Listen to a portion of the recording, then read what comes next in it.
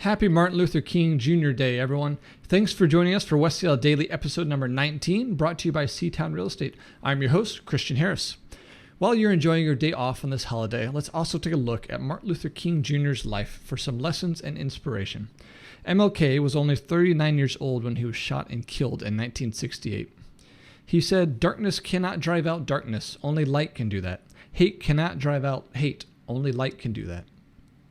His words are still very relevant as we move into 2020, a big year filled with change, especially with the 2020 election coming up. Martin Luther King Jr. fought for many things when the world felt very stuck. Today we see his impact across the country. In a space where it's easy to give up, he contributed to fight for what he believed in no matter the cost. In 1954, Martin Luther King became a pastor of the Dexter Avenue Baptist Church in Montgomery, Alabama. Always a strong worker for civil rights for members of his race, King was by this time a member of the Executive Committee of the National Association of the Advancement of Colored People, also known as NAARP.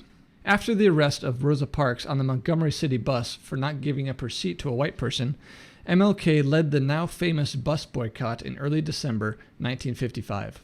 A then largely unknown 26-year-old minister, during this boycott that lasted 382 days, his prominence rose in the civil rights movement through his eloquent and inspirational speeches and practice of nonviolent civil disobedience.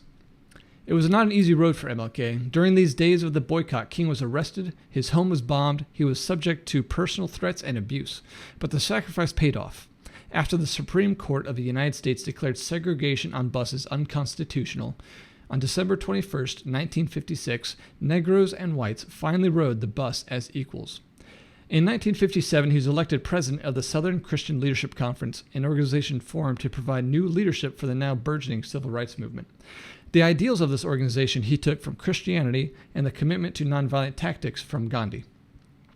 In the 11-year period between 1957 and 1968, King traveled over 6 million miles and spoke over 2,500 times. And meanwhile, he wrote 5 books as well as numerous articles.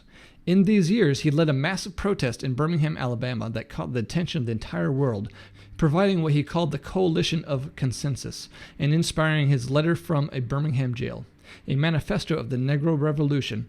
He directed the peaceful march of Washington, D.C. of 250,000 people to whom he delivered his I Have a Dream address. He conferred with President John F. Kennedy and campaigned for President Lyndon B. Johnson. He was arrested upwards of 20 times and physically assaulted at least 4 times. He was awarded 5 honorary degrees, was named Man of the Year by Times Magazine in 1963, and became not only the symbolic leader of American blacks, but also the world figure for justice.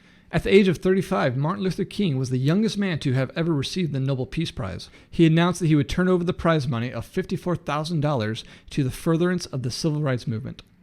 On the evening of April 4th, 1968, while standing on the balcony of his motel room in Memphis, Tennessee, where he was to lead a protest march in solidarity with the striking garbage workers of that city, he was assassinated.